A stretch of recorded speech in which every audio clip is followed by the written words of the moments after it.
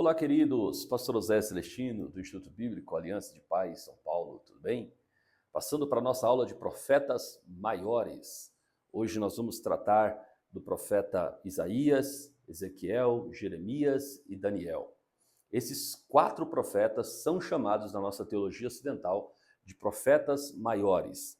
Agora, uma coisa que é importante deixar claro é que a nomenclatura profetas maiores, que são dadas a esses 4 profetas, em nada tem a ver com a importância desse profeta dentro do contexto do cenário profético bíblico. Não. Também não tem nada a ver com o tempo do ministério do tal profeta. Também não. Eles são chamados de profetas maiores por causa do conteúdo da sua palavra profética. O tanto que ele profetizou, o número de páginas que tem na Bíblia sobre as suas profecias. Se você perceber, você vai ver que Ezequiel, Daniel, Isaías e Jeremias são profetas que o seu conteúdo do rolo profético deles é maior do que os outros profetas, que são chamados de profetas menores também por causa disso, ok? Então esse é um primeiro ponto.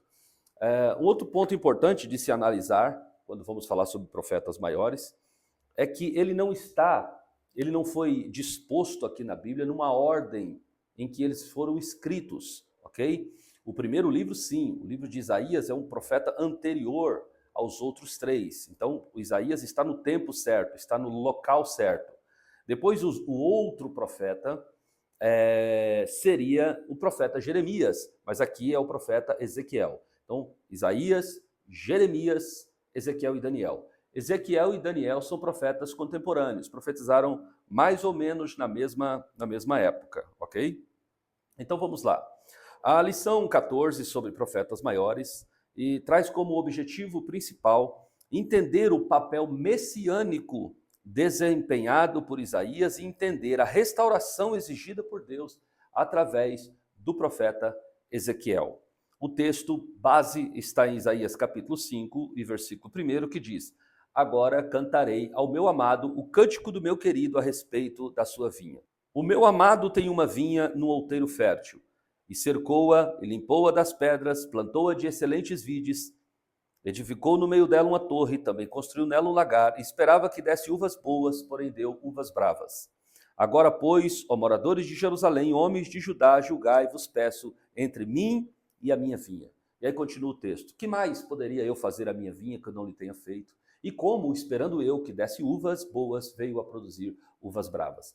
Eu escolhi como tema para nossa aula hoje esse cântico que é chamado Cântico da Vinha, que é um lamento de Deus para com a nação de Israel. Essa vinha que foi trazida é Israel, e Deus plantou-a de excelentes vides, esperando que ela produzisse uvas boas, deu a ela toda a infraestrutura possível e necessária para que Israel pudesse ser uma nação excelente, mas na hora de produzir uvas boas, ela produziu uvas bravas.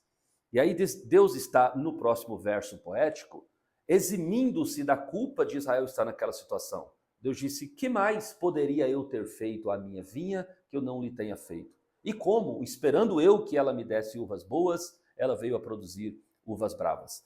Então, esse texto mostra muito bem a necessidade desse profetismo a partir de Isaías para falar a essa nação rebelde contra o Senhor dos acontecimentos que virão a partir destas palavras proféticas. Então, o primeiro profeta destes é Isaías. Isaías, podemos destacar prioritariamente que ele é um escriba, obedecendo uma antiga tradição que alguns dizem, o coloca como membro da família real. Isso, biblicamente falando, não é possível atestar, mas existe uma antiga tradição que coloca Isaías como um membro distante da família real. Alguns chegam até a afirmar que ele é primo do rei Uzias.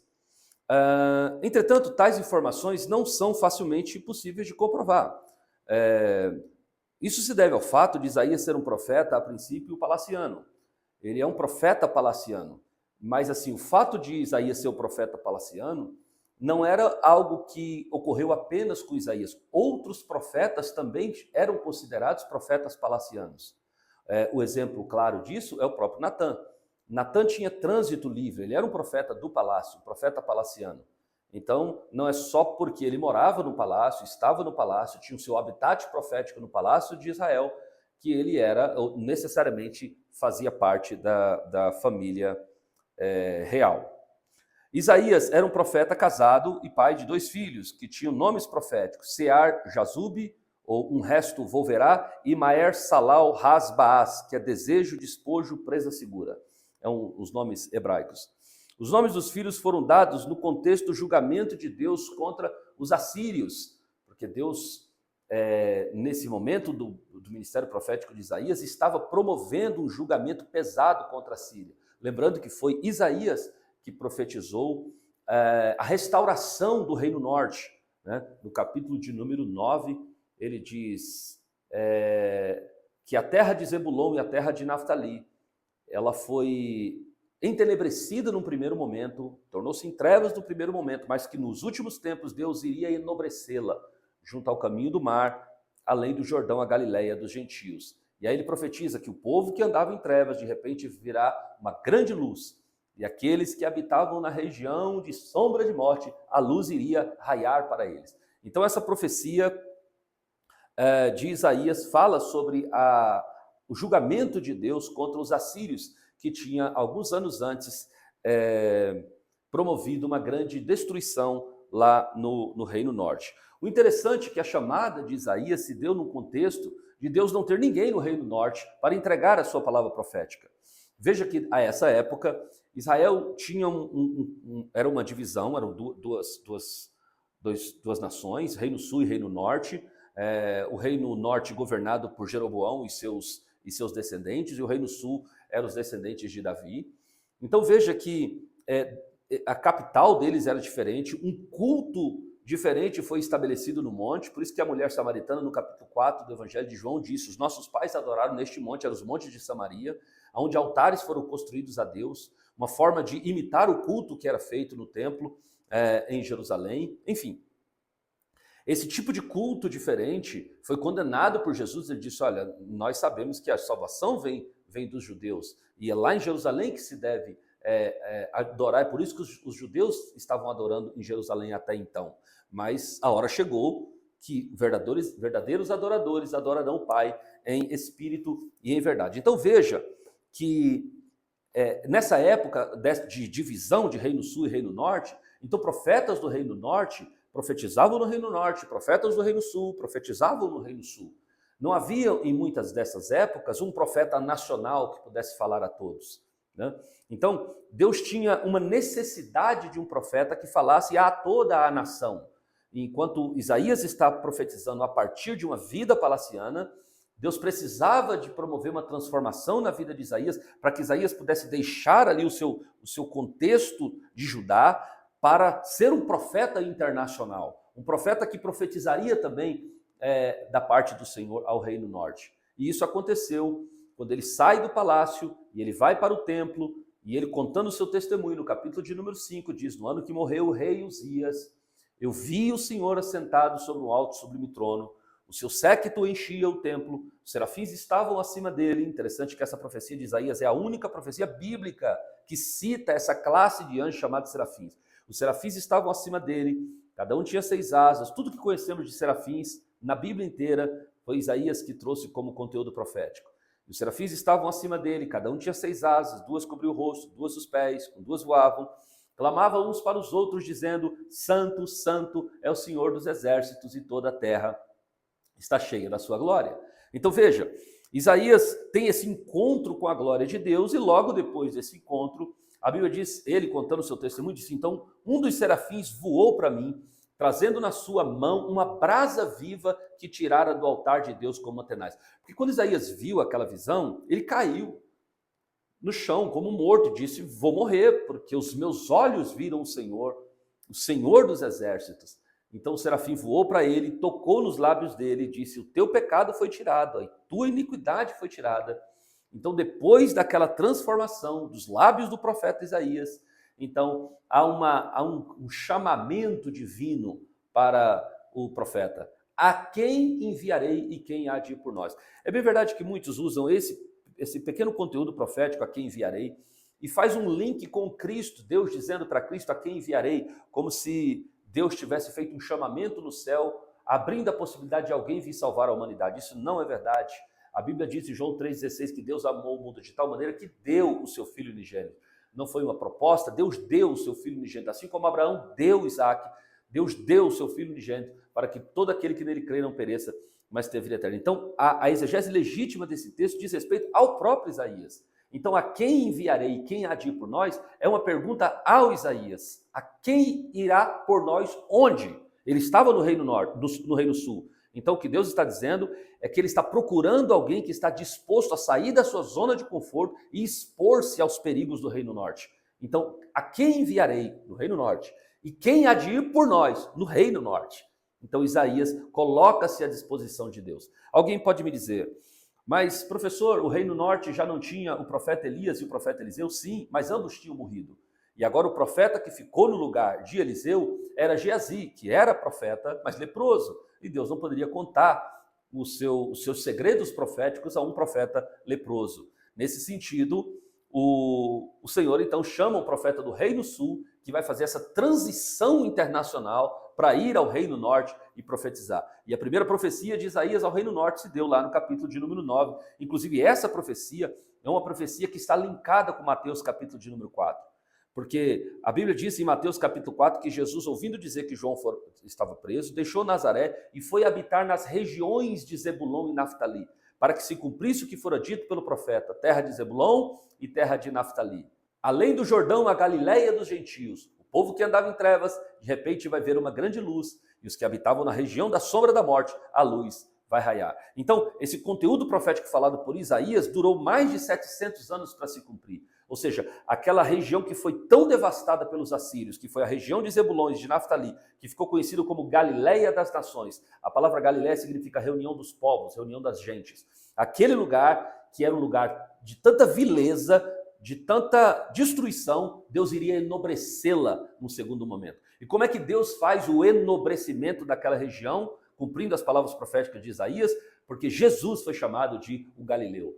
E Jesus começou o seu ministério ali na Galileia. E foi ali na Galileia que ele reuniu os seus discípulos. Então, os apóstolos de Jesus, todos eles vieram daquela região da Galileia. Por isso que lá no dia do Pentecoste, quando tem 15 nações no entorno daquele cenáculo, e eles veem eles recebendo o Espírito Santo, falando nas suas línguas daquelas 15 nações, eles dizem: mas não são esses todos galileus? Ou seja, todo o ministério apostólico, os discípulos mais próximos de Jesus, os mais fiéis, vieram todos da região da Galileia. Então, a terra que foi envilecida, a palavra envilecer significa tornar vil, a terra que foi envilecida, de repente, ela vai ser enobrecida pelo Senhor. E esse enobrecimento significa que todo o ministério para guiar os primeiros passos da igreja na terra viria da região da Galileia. Isso foi profetizado pelo profeta Isaías. O conteúdo profético de Isaías também é um conteúdo profético que fala muito de Cristo. Então, Isaías, mais do que qualquer outro profeta, falou sobre os aspectos da chegada de Cristo.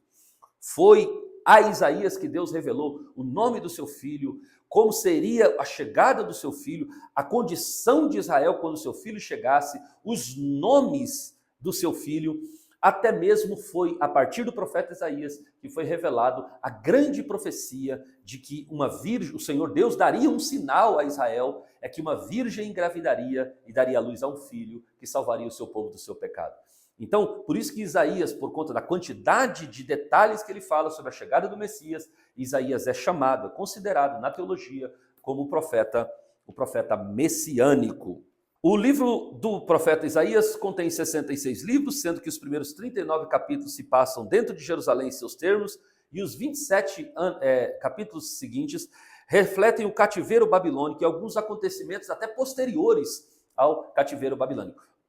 Lembrando que Isaías profetizou há 100 anos do cativeiro babilônico aproximadamente. O conteúdo profético de Isaías, o tempo do ministério profético de Isaías está há aproximadamente 100 anos do cativeiro babilônico. E foi Isaías também que profetizou o nome do rei que liberaria Israel para sair do cativeiro, que Israel ainda iria entrar.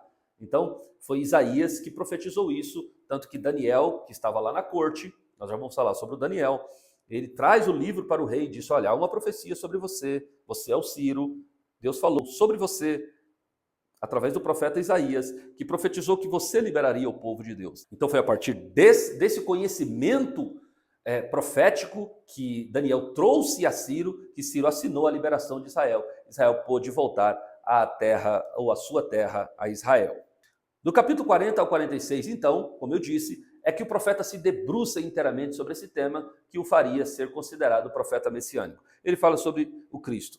Nenhum dos profetas profetizaram tantos aspectos de Cristo como o profeta Isaías.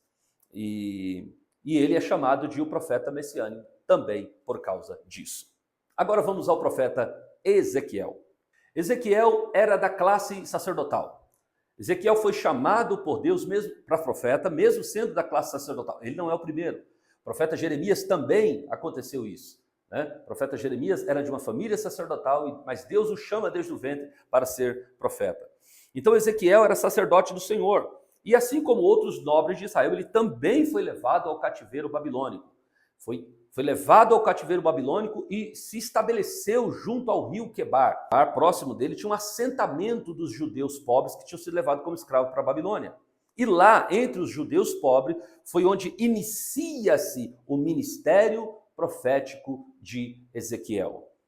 A Bíblia dá a Ezequiel uma condição de muita respeitabilidade com Israel, porque nessa época, quando se reuniam as pessoas, os homens mais velhos da casa é que eram ouvidos. Nessa época, Ezequiel ainda era jovem.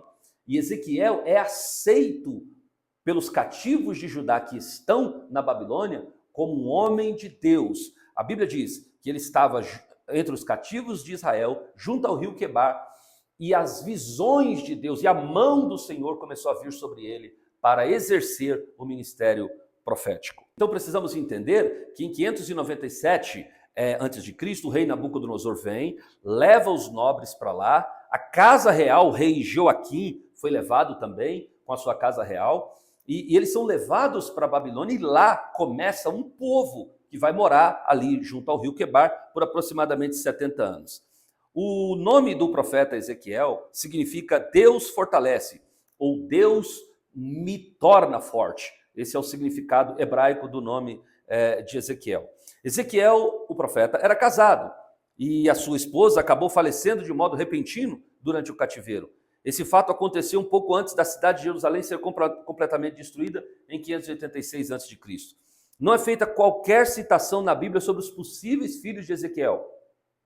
Por isso que toda palavra que fala sobre descendência de Ezequiel, ela não tem fundamento bíblico, porque a Bíblia não fala claramente sobre nada disso.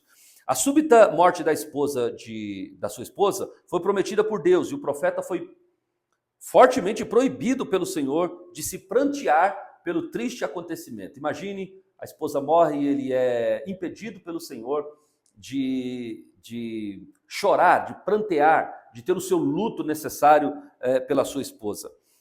Ele sequer pôde realizar aquele cerimonial relacionado ao luto, está lá em Ezequiel capítulo 25, versículos 15 e 16. Essa interdição serviu como um sinal divino de que os habitantes da cidade de Jerusalém fariam em breve, ou seja, seria tal morticínio em Israel que não seria possível que as pessoas tivessem a possibilidade de enterrar os seus mortos. Então, Deus usava o profeta Ezequiel também com a sua vida, não apenas o seu conteúdo profético, mas fazendo-o viver a sua própria profecia de urgência do juízo de Deus. Então, no testemunho pessoal de Ezequiel, ele deixa claro que a sua chamada se deu diante dos anciões de Judá. Gente, isso é muito importante. A Bíblia diz, Ezequiel declara, eu estava diante dos anciões de Judá. Então, ter uma proeminência, ter uma importância diante dos anciões de Judá, sendo jovem, tinha que ser uma coisa do Senhor. Então, a vocação, ela é provada quando os homens mais importantes da nação de Israel colocam os olhos sobre aquele jovem para aceitá-lo como uma referência profética a ser seguida enquanto eles estão na Babilônia. Um outro aspecto importante de Ezequiel é que Ezequiel foi profeta durante o período que eles estiveram na Babilônia, lá na própria Babilônia. Mas mesmo lá na Babilônia, Deus estava mostrando ao profeta quais eram as condições do povo de Deus aqui na terra de Israel. Inclusive, numa dessas visões, a Bíblia diz que Deus tomou Ezequiel pelos cabelos da sua cabeça e o levou, carregado entre o céu e a terra, para mostrar todo tipo de abominação que acontecia em Israel. E essas abominações que aconteciam em Israel ensejava a ira de Deus contra aquela nação. Era Deus dizendo, vocês estão na Babilônia, Israel está detonado por causa de alguns pecados. E aí Deus mostra através do profeta, levando-o pelos cabelos da sua cabeça, e ele pendurado entre o céu e a terra, para que ele veja essas visões. Então, Ezequiel ofereceu não somente a sua boca como conteúdo, como instrumento profético de Deus, mas ele ofereceu a sua própria vida para vivenciar na sua própria pele o sofrimento de Deus, pois Deus sofria com os pecados que Judá estava cometendo. Ezequiel era, portanto, contemporâneo de Daniel. Então, Ezequiel e Daniel eram contemporâneos. Só que Ezequiel e Daniel, ambos estavam na Babilônia, mas muito provavelmente eles não tenham se encontrado. Eles não tinham nenhum tipo de relação. Por quê? Porque enquanto Daniel, Deus estava usando ele a partir do palácio dos reis da Babilônia, que passaram ali durante esse período, o profeta Ezequiel estava sendo usado entre os pobres, entre os cativos de Judá. E aqui a gente aprende uma lição importante. Não é o fato do lugar onde nós estamos que nos caracterizará como mais profeta ou menos profeta. O que nos caracterizará como profeta é ser instrumento de Deus aonde quer que a gente esteja. Eu costumo brincar que Daniel era o profeta do palácio, enquanto Ezequiel era o profeta da favela. Então Ezequiel estava entre os pobres, os cativos, as pessoas que sofriam as maiores agruras daquela escravidão que a Babilônia estava impondo aos filhos de Israel. Enquanto Ezequiel estava no palácio profetizando uma profecia a cada 10 anos aproximadamente. Então veja, o que Deus está ministrando ao profeta Ezequiel é um conteúdo capaz de salvar a nação de Israel. E o que Deus está entregando a Daniel nas suas profecias também é um conteúdo capaz de salvar a nação de Israel. Ambos estão em lugares diferentes, em posições diferentes, dormindo em camas diferentes, em posição social amplamente diferente um do outro, mas Deus era o mesmo com ambos os profetas. Então, na nossa próxima aula, nós falaremos sobre os dois outros profetas chamados de profetas maiores, que é o profeta Jeremias e o profeta Daniel. Até lá!